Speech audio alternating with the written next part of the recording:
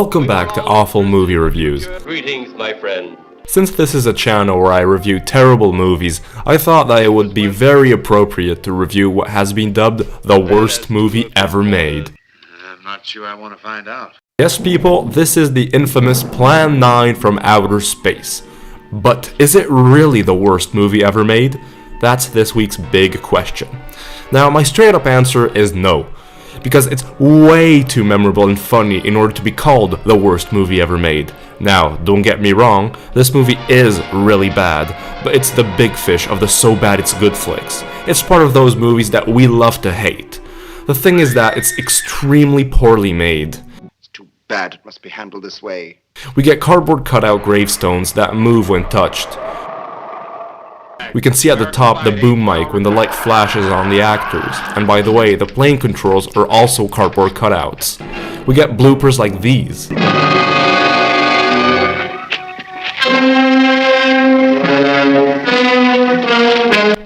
Need a hand there, buddy? But I'd say that the worst production aspect was the day and night contrast. Some scenes were shot in broad daylight, while others were shot in a studio, which means that during one same scene on the same location we can go from this to this. And the whole movie is shot that way. This is one dark cemetery. The director and writer Ed Wood really did not think that one through. And speaking of writing, that's another real problem with this train wreck of a film. It's just awful. I can't believe that Ed Wood got paid for writing such a thing. Your guess is as good as mine, Larry. One thing's sure. Inspector Clay's dead. Murdered. And somebody's responsible. You're in charge. You see what I mean? It was shaped like a huge cigar. What is he on about? This doesn't look anything like a cigar. I'm not even going to get into the wooden acting. The only noteworthy thing is that this would be horror legend Bela Lugosi's last movie before his death in 1956. In fact, Lugosi actually died during the making of the film.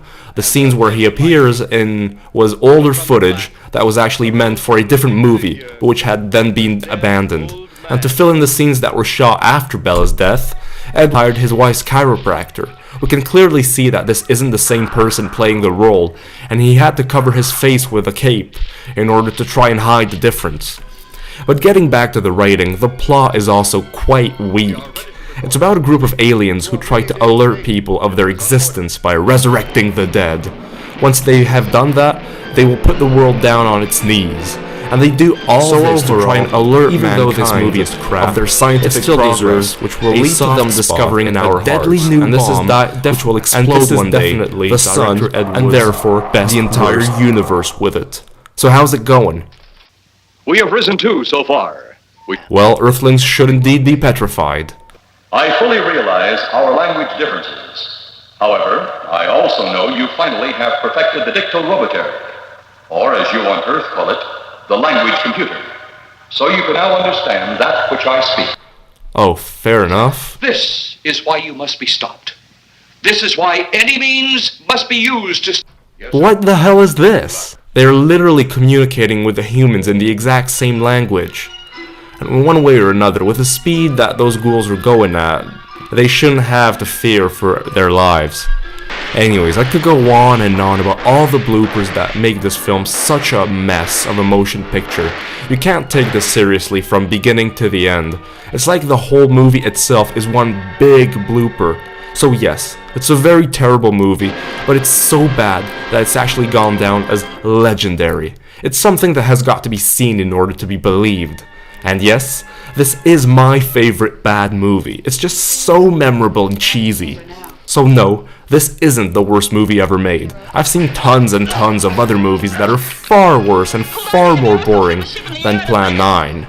We could debate about it being the worst film ever produced on a technical scale, but that's another point. There has also been a colorized version of the movie, as well as a 2015 independent remake, which even features a cameo from Cinemassacre's James Rolfe. So overall, this is definitely director Ed Wood's best worst movie. Turn off your electrode gun! No!